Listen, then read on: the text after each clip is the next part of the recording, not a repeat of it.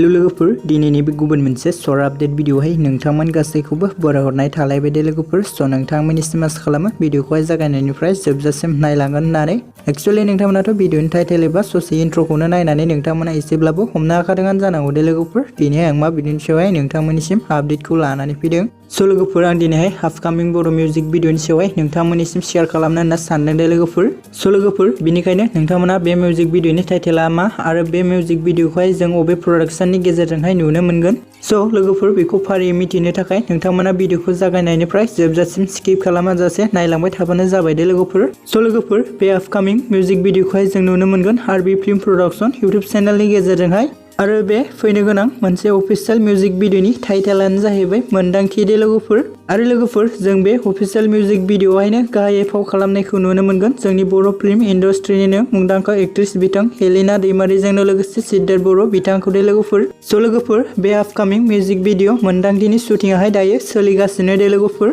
ओमफ्राय लोगोफोर बे आपकामिं मिउजिक भिडिअखौ नायनो थाखाय सोर दानिफ्रायनो एक्साइटेड जाना दं कमेन्टनि गेजेरजों फोरमायहरबानो जाबाय दे लोगोफोर स' लोगोफोर बिदिब्ला दिनैनि शर्ट आपडेट भिडिअआ बेखिनियानोमोन दे लोगोफोर आसा खालामो नोंथांमोना भिडिअखौ नायनानै मोजां मोनबाय भिडिअखौ जुदि नायनानै मोजां मोनदोंब्ला अन्नानै खनसे लाइक खालामनानै होबानो जाबाय दे लोगोफोर ओमफ्राय लोगोफोर नोंथांमोना बेबायदिनो गोदान आबुं बर' सावथुन आरो मिउजिक भिडिअफोरनि आपडेटखौ मोननो थाखाय आंनि गोदान चेनेलखौबो साबस्क्राइब खालामना खाथियावनो थानाय बेलनि नटिफिकेसनखौबो अल प्रेस खालामना लाबानो जाबाय दे लोगोफोर